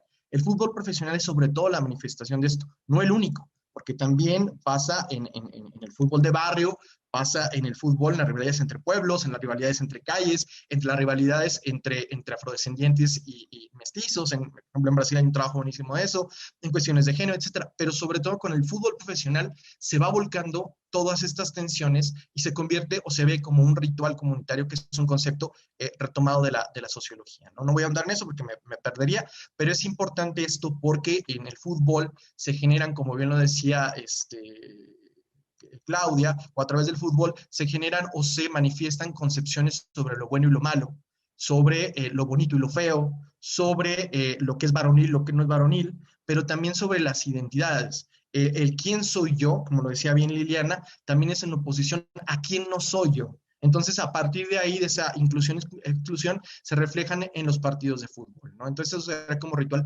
comunitario, ¿no? En el fútbol en México, aparte de los roles de género que ya hablaron mis compañeras, pues hay 3 cuestiones que son como muy claras, ¿no? Al principio es la identidad de clase, que prácticamente con la profesionalización va perdiendo trascendencia porque en realidad ya no es un juego de élite, sino que cualquiera que tenga talento, en teoría, por lo menos puede participar. Sin embargo, en un inicio sí es muy importante, ¿no? Porque se considera que solo un determinado grupo de la sociedad puede jugarlo, ¿no? El segundo, que es muy importante hasta la fecha, en el profesional estamos hablando, son las identidades regionales, ¿no? Lo que vemos estas rivalidades, incluso con clubes también de la misma ciudad, ¿no? Pero los de Monterrey contra la Ciudad de México, las rivalidades que hay entre Guadalajara y la Ciudad de México, las que hay entre San Luis y Aguascalientes, etcétera. Ahora, dentro de las mismas ciudades, pues también hay rivalidades, ¿no? Que tienen que ver con los sectores, ¿no? El Cruz Azul con el Pumas, el América con todo mundo, etcétera, ¿no? Eso es importante. Y el tercero, pues es la identidad nacional, ¿no? Y la identidad nacional aquí entra en dos campos. En una parte, la manifestación más evidente pues es la selección nacional, que es los representantes de una liga profesional que compiten contra los representantes de otro fútbol profesional, ¿no? Pero hay otra más, que es también la visibilidad que hay dentro de una liga de cuáles son los elementos que se consideran nacionales y cuáles son los que se consideran extranjeros. Y aquí es donde vamos a ver, es decir, hay una idea de una esencia de un fútbol nacional que es el que surge desde abajo, desde las fuerzas básicas, y que se complementa con jugadores que llegan del extranjero. Eso lo voy a desarrollar un poquito más en la siguiente lámina. Y bueno, en el fútbol, como les digo, en cuanto a ritual comunitario y caja de resonancia, lo que vemos es esta tensión entre las concepciones en las que se piensa una nación. Estos conceptos, los dos primeros los retomó de Smith, y en una comunidad imaginada, como lo decía Anderson, es decir, así se piensa la nación, hay sobre todo dos concepciones dominantes, ¿no? Una étnica, que valoriza sobre todo los elementos culturales que se tienen para pertenecer a una nación. En este caso, por ejemplo, el nacer en un país, el vínculo con la tierra, te hace ser mexicano porque se supone que tiene ciertas cualidades culturales que te hace pertenecer a otro. Y hay una concepción cívica que destaca sobre todo elementos jurídicos. Las leyes que formalmente se da a sí mismo una comunidad. Es decir, tú eres mexicano porque tienes pasaporte mexicano, porque pagas impuestos, etcétera, de acuerdo con el marco legal, ¿no? Ahora, estas dos concepciones entran en conflicto, sobre todo en el fútbol, porque en el fútbol hay la participación de jugadores no nacidos en México, o que no tienen la ciudadanía mexicana, o que son hijos de mexicanos y nacen en el exterior, y entran en conflicto mucho más que en otros ámbitos de la vida pública. Es mucho más visibles estos debates que en otros ámbitos, y se presenta un fenómeno que Pablo Yankelevich y Pérez Bejo han definido como xenofobia defensiva, que es defender a una raza débiles de extranjeros que pueden aprovecharse de su debilidad. Entonces, lo que ocurre con el fútbol es que se convierte en un campo en el que entran en conflicto distintas concepciones sobre qué es ser mexicano, qué es no ser mexicano, qué es lo deseable y qué es lo indeseable respecto al fútbol. Aquí lo que les presento es un brevísimo recuento histórico de los debates que hay desde que se crea el fútbol profesional hasta la fecha respecto a la presencia de extranjeros y sobre todo de jugadores naturalizados, ¿no? La liga comienza en 1943, el debate que yo les decía en la Segunda Guerra Mundial, que tiene que ver con el texto que recomendé para los estudiantes, es por un decreto presidencial que limita la presencia en los campos de fútbol de jugadores no nacidos en México.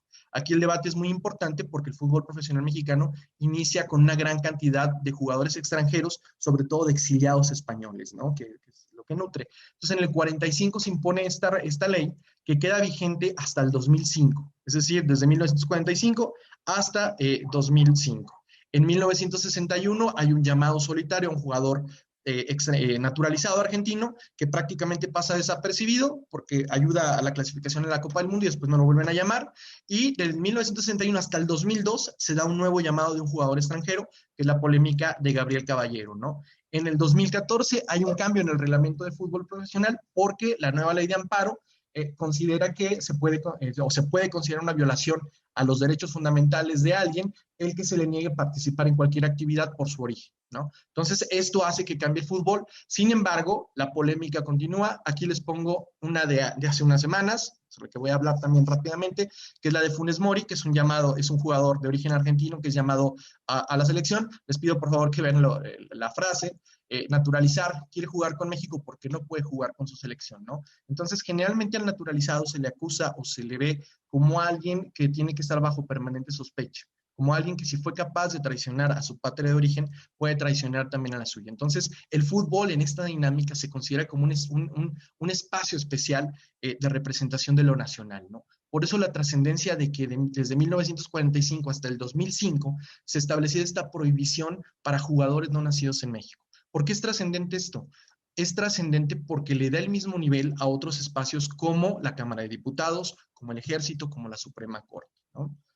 Yo para tratar de ir cerrando un poco con las ideas que quiero expresarles sobre esta importancia que tiene el fútbol como manifestación de las tensiones sobre la concepción de lo nacional, les quiero presentar algunas portadas de prensa que hablan de la vigencia de estos discursos en los que la xenofobia defensiva sigue presente, y que es una xenofobia que no solo es dirigida hacia extranjeros como tal, hacia no ciudadanos mexicanos, sino también contra ciudadanos mexicanos naturalizados, ¿no? Es decir, si bien la Constitución mexicana y las leyes de migración y ciudadanía establecen que alguien puede optar por la nacionalidad mexicana siguiendo una serie de requisitos, en el campo del fútbol parece que estamos en una dimensión distinta en la que no se le da ciudadanía si no demuestra que es lo suficiente mexicano, ¿no? Esta primera portada es de 1944, es de un periódico deportivo, y dice, la Liga de las Naciones ganó ayer al tercio extranjero.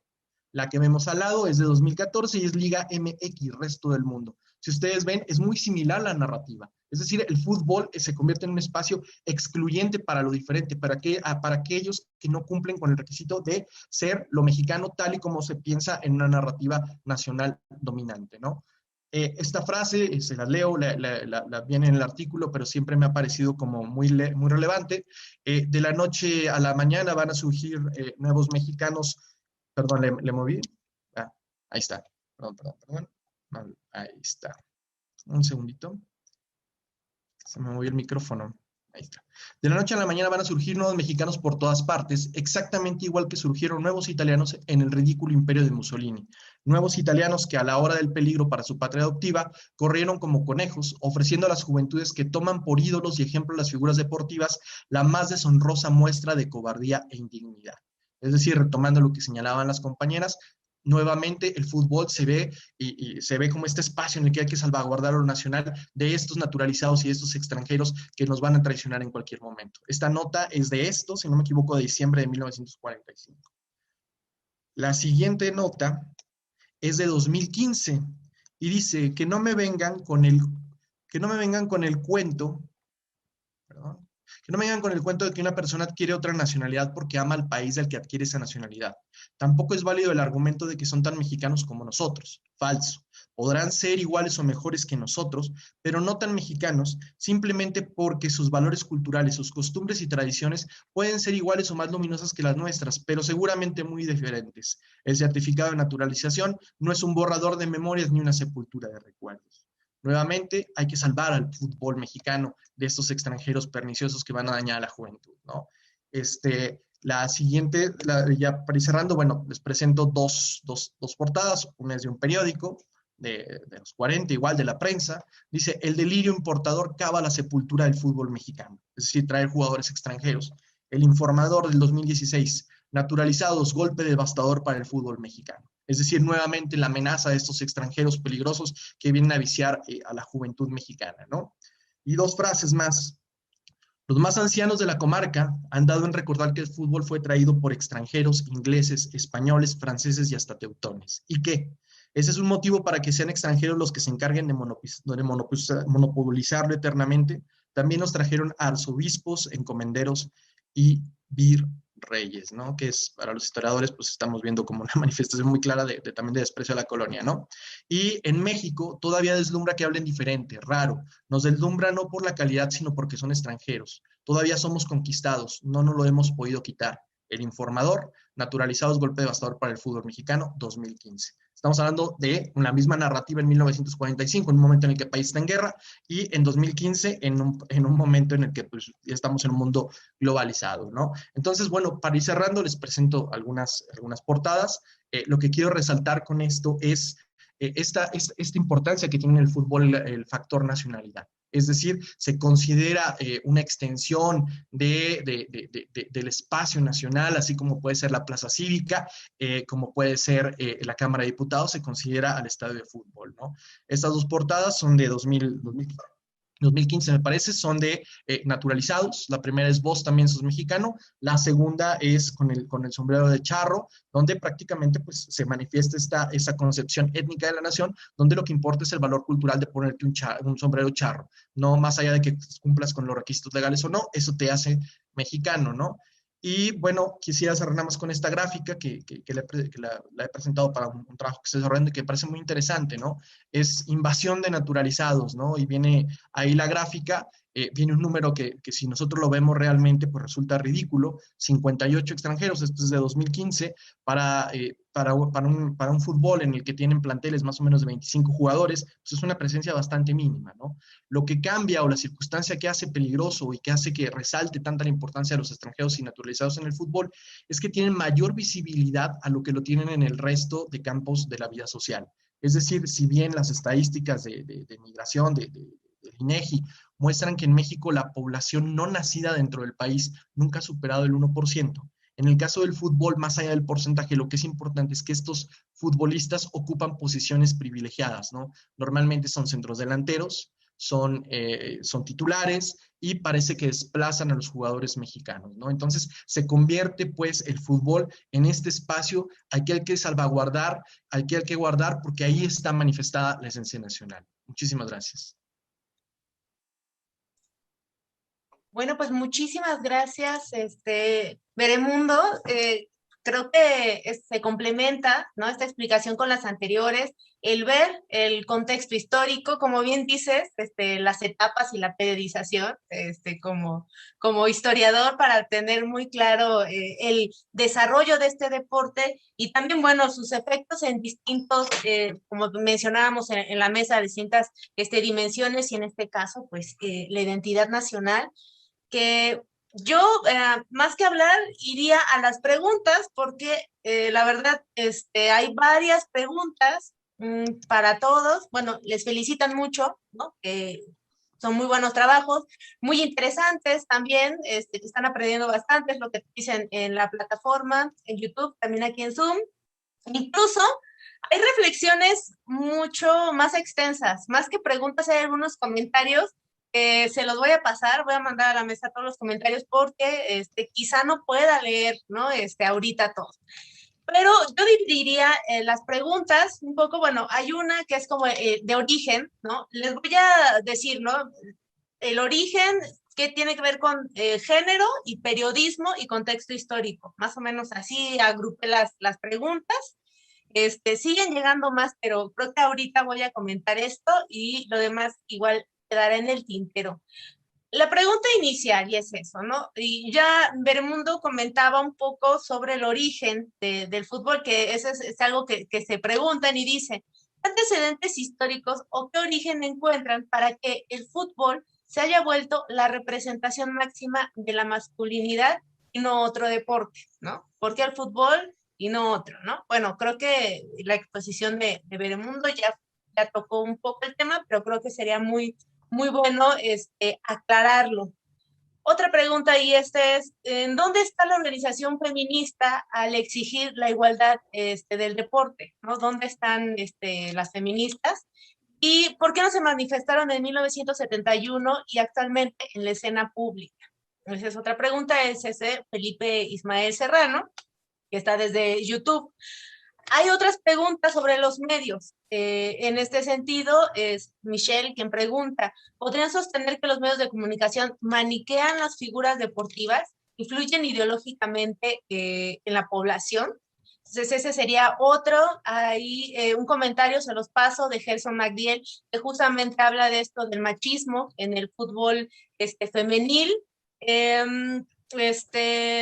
Preguntan, y es algo que se reitera, sobre el deporte y pues su uso como medio de propaganda política. Algo que también en la cuestión, digamos, de lo que tiene que ver con la prensa, es cuál es el trato que dan las mujeres que son reporteras, ¿no? Y que están en los medios deportivos hacia las mujeres deportistas, ¿no? Eso también les interesa saber. Y a Michelle Domínguez Víquez, que ya la había mencionado, bueno, ella habla incluso de su experiencia personal como participante en la primera división femenil para Celestes Cuautitlán, perteneciente al Deportivo Cruz Azul. Y bueno, ella comenta, ¿no?, de que su casa fue al Estadio de los Pinos con el técnico Blas Varela, y bueno, habla de la falta de recursos en el deporte femenil, no en el fútbol femenil, y que bueno, lo que tenían que hacer era realizar rifas, ventas, kermeses para buscar sus propios recursos, pues con la finalidad de pagar viáticos y para poder ir a torneos nacionales e internacionales. Pues bueno, tenía que ser como parte, y ellos tenían que solventar estos gastos. Y dice que de su experiencia personal, con relación a los medios, la cobertura, a pesar de participar a nivel internacional, pues era mínima. Los diarios locales como El Récord y La Prensa pues cubrían poco el deporte femenil, ¿no? Entonces, bueno, esa es una experiencia, les paso el dato. Y por ahí desde Colombia, Nelson Mauricio Rodríguez pues habla de los contextos históricos, sobre todo habla de la Segunda República Española de Franco, cuando utilizó al Real Madrid para buscar patrones de identidad. en relación con la dictadura y la españolidad, y también habla del fútbol de Argentina de 1978, ¿no? Utilizado para callar las voces de denuncia de las desapariciones provocadas por Videla. Y bueno, yo les paso ya los comentarios, que son más largos, que no son preguntas, son comentarios y reflexiones que surgieron a partir de lo que ustedes dijeron. Entonces les dejo, ahora sí que para el diálogo y los comentarios, pues si pueden contestar, así que elijan las preguntas que crean más pertinentes y que ustedes puedan abordar. Más o menos el periodismo, pues ya vimos, hay algunas a Marta Liliana, sobre todo, ¿no? Las cuestiones de género, y bueno, Veremundo, pues esta cuestión histórica y el nacionalismo. Así que yo creo que les doy la palabra en el orden que hablaron. Va primero Marta Liliana, luego Claudia, cierra Veremundo, y pues 5 minutos. Yo sé que es muy poquito tiempo, pero bueno, yo creo que esa va a ser un buen pretexto para que después hagamos un curso sobre fútbol, porque la verdad están muy interesados, y algo que me llama mucho la atención es que los comentarios son reflexiones que mandan pensando mucho en lo que ustedes ya dijeron. Entonces, bueno, les doy la palabra.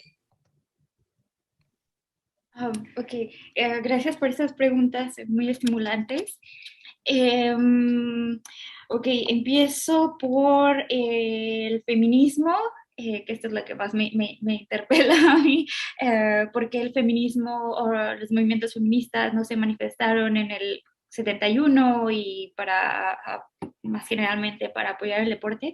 Bueno, en el contexto del 71, los movimientos feministas apenas estaban como emergiendo en México, apenas organizaciones, sobre todo en la Ciudad de México, Mujeres en Acción Solidaria, etcétera, apenas estaban en sus primeros albores. Y la mayoría de las demandas que tenían que ver con un fin a la violencia doméstica, con derechos sexuales y reproductivos. No había específicamente demandas respecto o al menos yo no he encontrado que hayan manifestado no sé, apoyo o desagrado o cualquier opinión relacionada con el campeonato femenil, pero también tiene mucho que ver con el hecho de que apenas estaban gestando esos movimientos feministas. Por otra parte, era parte de bueno, entrando en la discusión que yo quería traer sobre si las mismas expresiones de estas jugadoras, particularmente las mexicanas, al demandar un pago igualitario o al menos justo respecto al éxito que ellas estaban teniendo en el campeonato, puede ser considerado como una manifestación feminista, como se estaban organizando y estableciendo demandas en conjunto en términos de su valor como jugadoras femeniles y del hecho de que no deberían de ser desvalorizadas simplemente porque jugaban fútbol femenil. Entonces, esa es la cuestión. Puede que eso mismo sea una defensa del feminismo, y constantemente, o sea,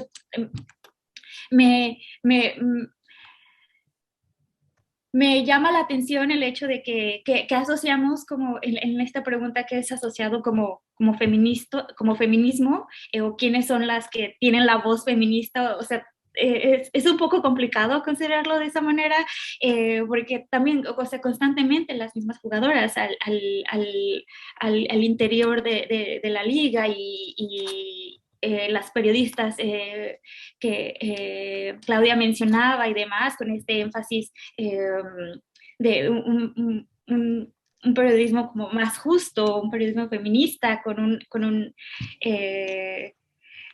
que transgrede como que esa estructura de cobertura del fútbol más patriarcal y demás. Todo eso son manifestaciones en apoyo al deporte femenil, al fútbol femenil. Entonces, incluso también, bueno, otro ejemplo, y ya continúo o le dejo la palabra a mis colegas, con la demanda de las feministas, de las jugadoras estadounidenses de equal pay for equal play, de que se les pagara igualmente por su éxito en las copas de la FIFA femeniles, ellas también recibieron muchísimo apoyo ahí hasta la fecha, siguen recibiendo muchísimo apoyo de parte de quienes se categorizan a sí mismos como feministas. Entonces, está ahí, está ahí. Muchas gracias, Marta. Claudia, por favor. Sí, yo daría continuidad a esto que menciona Marta para contestar esta y ligarme a lo de los periodistas. Eso, efectivamente, o sea, piensen que en el 71 ni siquiera tenían 15 años las mujeres de haber empezado a votar. O sea, si entrémonos también en el contexto de qué derechos estaban peleándose en ese momento desde el movimiento feminista, que era mucho menos visible y mucho menos numeroso de lo que hoy vemos, ¿no? Entonces, efectivamente, de repente yo veo mucho estas demandas de por qué las feministas no arreglaron todas las situaciones cuando dices, a ver, un momento, la pregunta es, ¿por qué tendrían que existir movimientos de mujeres para reclamar derechos a estar en espacios? ¿No? Es voltear la pregunta. Y bueno, eso sería una de las cuestiones. Y creo que esto, justo la desvinculación en ese momento del movimiento feminista que estaba ocupado en otros derechos que eran fundamentales para las mujeres, y ojo, no porque el deporte no lo fuera, sino porque no se tenían ni siquiera garantizados derechos tan básicos como el derecho a la salud reproductiva. Justo yo pienso que puede ser una de las razones por las cuales fue tan fácil para las instituciones minimizar, ignorar y dejar al fútbol femenil. Porque lo que sí es cierto es que desde que las task force, los grupos de mujeres feministas ingresaron a las federaciones deportivas, concretamente a la FIFA, el desarrollo del fútbol ha sido otro. O sea, no crean que la FIFA un día amaneció de buenas y dijo, hay que impulsar el fútbol femenil. Eso fue impulsado por grupos de feministas que han logrado muchísimo en muy pocos años. O sea, desde el momento en que las mujeres ingresaron a los puestos de decisión, porque esa es otra, o sea, puede haber movimientos feministas echando la lucha, señalando los machismos en el fútbol desde fuera, pero las decisiones se toman en una estructura federada y para las mujeres llegar ahí es sumamente complicado, ¿no? Pero cuando llegaron los grupos feministas que se asumieron en pro de los derechos de las mujeres a la FIFA, crearon la división femenil de fútbol que no existía en más de 100 años de la existencia de la FIFA. En el 2016 fueron las mujeres que estaban en los poquitos puestos de decisión las que lograron que la FIFA tuviera que hacer una rama femenil. Y desde 2016 para acá nosotros podemos ver el avance que ha tenido el fútbol femenil a nivel de la FIFA, ¿no? O sea, hoy por hoy es una obligatoriedad para las federaciones de todo el mundo el contar con fútbol femenil o un programa de desarrollo de fútbol femenil, que eso no lo habían logrado en 100 años los señores de la federación, ¿no? Porque no les importaba. Entonces me parece que eso, o sea, hay que ver cómo la presencia de las mujeres en los puestos de decisión es lo que finalmente determina las posibilidades de cambios estructurales de fondo, porque desde afuera se pueden insistir en cambios justamente en la afición, en el periodismo, en el tratamiento de los medios, en las periodistas, pero los cambios estructurales dependen de que haya voluntad política de quien dirige estas industrias. Y en el caso de las periodistas deportivas, yo diría esto, o sea, no es que automáticamente por ser mujer tengas una mirada distinta, sobre todo cuando has crecido con esa mirada mediática del deporte, ¿no? Que nos educa por igual a hombres y mujeres. Lo que sí es cierto es que son las mujeres las que primero buscan transformar esas miradas y las que en este interés de transformar esas miradas, porque las apela por estas violencias, por estos machismos que también viven dentro de las redacciones, son las que empiezan a colocar los primeros referentes de otra forma, de otros protagonistas, de otros espacios que también se pueden rescatar en el periodismo deportivo. No obstante, hay que decirlo, que una mujer periodista se declare feminista dentro de los medios de comunicación, lo único que le va a garantizar hasta hoy en día son ataques. Y tenemos ejemplos muy claros. O sea, el ejemplo de la única que yo ubico, periodista deportiva que se ha declarado abiertamente feminista desde los medios porque asume esa responsabilidad de que puede cambiar las narrativas, es Marion Reimers. Y ustedes ya saben qué tipo de ataques enfrenta cada vez que narra un partido, que no tiene nada que ver con que les guste o no les guste el estilo, ¿no? Sino que apelan directamente al hecho de que sea feminista, sea lesbiana, sea una mujer hablando de deportes, ¿no? Que es una transgresión para el imaginario del fútbol, ¿no? Y de la afición del fútbol muy grave. Entonces me parece que también hay que decirlo, o sea, muchas de estas mujeres no pueden declarar ampliamente o abiertamente su intención de construir otro periodismo deportivo porque las redacciones también tienen una cultura sumamente machista. Muchas gracias, Claudia. Bueno, a mí me gustaría, para complementar un poco de lo que decían las compañeras y de las preguntas que quedaron ahí, es sobre los alcances que tiene el fútbol referentes a la pregunta que se hace sobre el Mundial del 78, ¿no? Y la relación que, por ejemplo, con gobiernos dictatoriales como el de Argentina, ¿no? Hay que ver, como decía Claudia, que la FIFA, la estructura federativa, tiene intereses políticos y económicos muy grandes, ¿no? Bastante grandes, ¿no? El hecho de que, por ejemplo, se dé la presencia de mujeres, pues viene sobre todo por la agencia de las mismas mujeres que han impulsado para que esto se dé, ¿no? Las presiones que hay también, por ejemplo, para suprimir el grito homofóbico, no es tanto porque los señores de la FIFA quieran o estén muy interesados en suprimirlo, sino porque hay colectivos que ven que es importante por la proyección que tiene el fútbol buscar que esto se prohíba, ¿no? Entonces, este tipo de cuestiones no es solo que a ellos se les ocurra, sino que vienen desde abajo y que presionan y que buscan y que impulsan esto, ¿no? Ahora bien, también, como viene la pregunta, también ha sido utilizado el fútbol, por supuesto, ¿no? De hecho, cada sede del Mundial es un ajedrez geopolítico, ¿no? El saber dónde va a ser la sede del siguiente Mundial, digo, no por nada va a ser en Qatar, ¿no? Y anteriormente pues fue en Rusia y así. Sí hay un juego geopolítico de intereses muy fuertes. ¿Por qué? Porque para los países, más allá del impacto económico, que puede ser fuerte, pero que también significa un desgaste muy grande, como lo vimos en Brasil, pues tiene que ver con dos cuestiones, ¿no? Por una, con prestigio internacional, con el decir, tengo una proyección internacional, soy capaz de organizar una Copa del Mundo, por lo tanto, soy parte de este club selecto, pero el otro, y que es muy importante, es el de legitimidad interna, ¿no? El de, frente a mi población, ante un deporte, un espectáculo de masas tan masivo, el decirles, pues les traigo fútbol, ¿no? Y es importante esto. Ahora, esto ha sido utilizado por gobiernos, por regímenes de todos los colores, ¿no? Aquí mencionaban el de Argentina, otro caso de dictadura sudamericana fue la de Brasil, que también utilizó en algún momento a la selección de Pelé como esta bandera ante el mundo, ¿no? De decir, bueno, es que no somos, sí hay un régimen militar, pero vean, jugamos el fútbol y es muy vistoso y tal, ¿no? Hacia afuera y hacia el interior también para olvidar un poco las divisiones, ¿no? Ariel Rodríguez Curi ha visto también, por ejemplo, como el énfasis de los gobiernos puristas mexicanos por traer los Juegos Olímpicos. Algo similar también ocurre con la Copa del Mundo, ¿no? Es decir, hay un interés por hacer esto y se ve siempre el fútbol como un instrumento político con un alcance muy fuerte que nos falta todavía estudiarlo, ¿no? A mí me gustaría cerrar con dos casos nuevamente para hablar en el tiempo del poder diplomático que tiene el fútbol, ¿no? Yo les hablaba que cuando inicia la Liga Profesional de México inicia con una gran cantidad de exiliados españoles, casi todos republicanos, y esto tiene que ver mayoritariamente por una cuestión relacionada a la gira que hace el Barcelona de promoción a favor o de propaganda a favor de la República durante la Guerra Civil y una selección vasca, ¿no? Muchos de los jugadores se ven imposibilitados de regresar a España y se quedan en México, primero jugando como semiprofesionales, luego como profesionales, ¿no?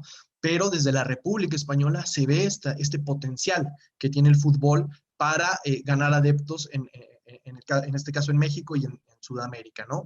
Y un segundo ejemplo mucho más reciente de la década de los 2000 que es con la crisis política, bueno, semipeterna que vive Haití, pero que en esos momentos se vio más fuerte, es cuando el gobierno de Lula decide enviar a la selección brasileña a jugar contra la selección haitiana en un momento en el que había una gran crisis humanitaria, en el que había una polarización tremenda y en el que en lugar, manda también cascos azules, pero en lugar de pensar en una intervención armada, de mandar mayores contingentes, ve el impacto que puede tener llevar a la selección brasileña. Entonces, si ustedes buscan los videos, es impresionante porque van montados los futbolistas, y compañía, en los tanques de la ONU y son recibidos y aclamados por miles y miles de haitianos que por un momento detienen un poco la polarización. Es una cosa efímera, si ustedes quieren, pero a lo que voy es al impacto y a la trascendencia que tiene el fútbol, más allá incluso de los intereses de los gobiernos, porque hay colectivos que los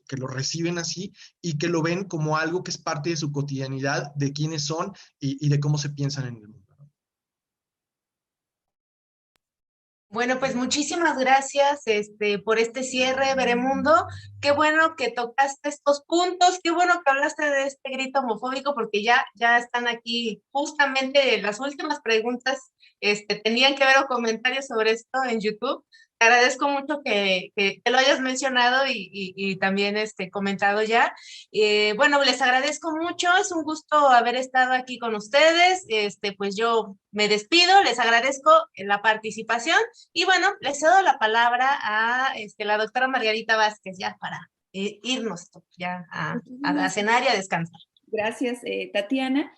Simplemente para recordar, por un lado, la cuestión de la evaluación, que como dijo Tatiana, ya ha estado presente en los comentarios. Recordarles, ya está activa la plataforma, ya está correctamente todo en orden. Y lo más importante es que de estas 3 sesiones que tuvimos durante esta semana, van a tener oportunidad para realizar las actividades de evaluación, es decir, en realidad responder preguntas que nos enviaron amablemente también nuestras y nuestros ponentes, hasta el día domingo. Entonces, tienen aún un margen importante para responderlas, tienen acceso a los videos, las preguntas están en función justamente de las exposiciones de nuestras y nuestros ponentes, y en ese sentido, pues, también les invitamos a que no tengan miedo, ¿no? Porque ahí había como varios comentarios al respecto. Son reflexiones que ustedes van a desarrollar a partir de lo que han escuchado de quienes hemos presentado durante estas 3 sesiones.